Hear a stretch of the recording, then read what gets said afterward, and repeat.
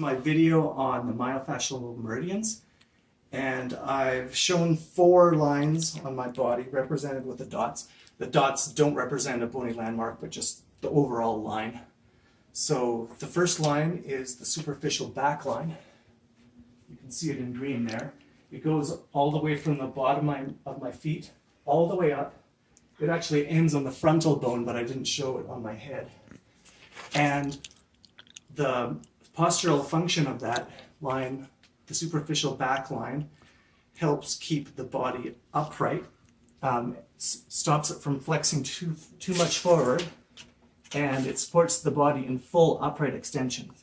So just maintains posture like that. And it allows for extension and hyperextension of the whole myofascial meridian and all the muscles and joints around it. So something like this.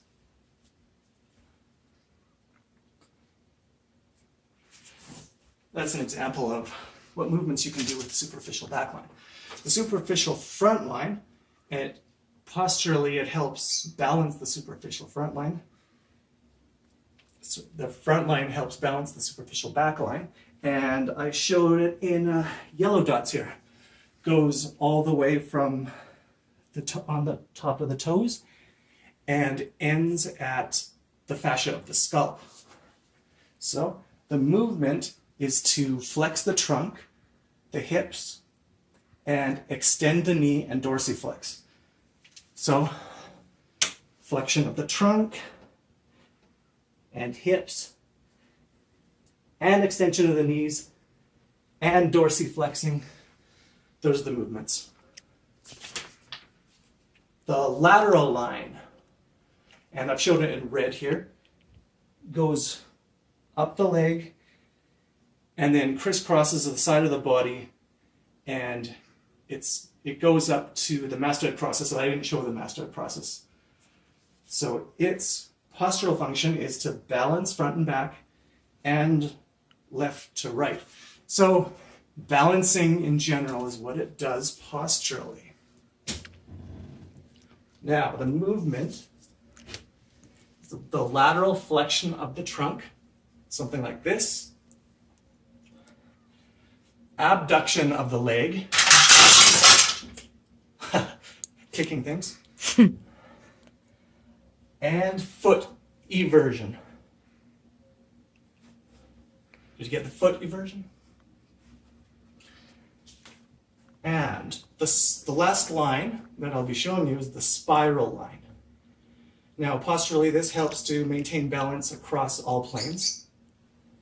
And the movement function, it creates rotations in the body. And so this one right here, it'll be stretching one portion of the upper line, the upper portion of this line, and contracting the other. So if I do this, see this part right here is contracting. This part right here, on the other side, is stretching. If you want to make that one more difficult, a progression, you can go on the other side.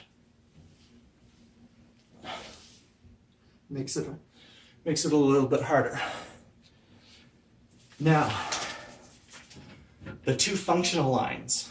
There is the functional back line and the functional front line. Now, I'm just going to explain about those two.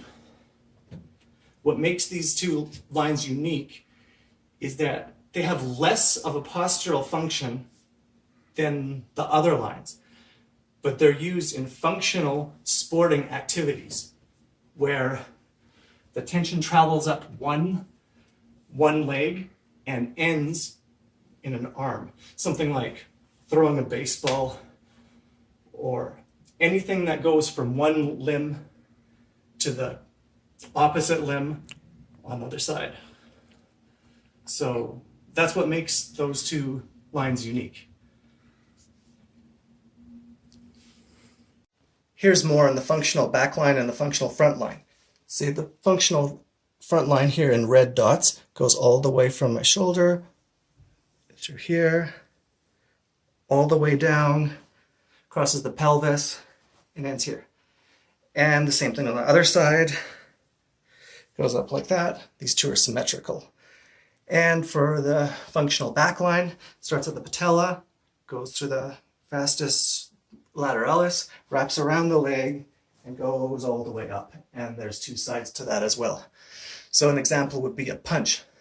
Getting ready for the punch, the back line is contracted and the front line is stretched. We actually go into the punch, the opposite happens, and the front line is contracted when the back line is stretched.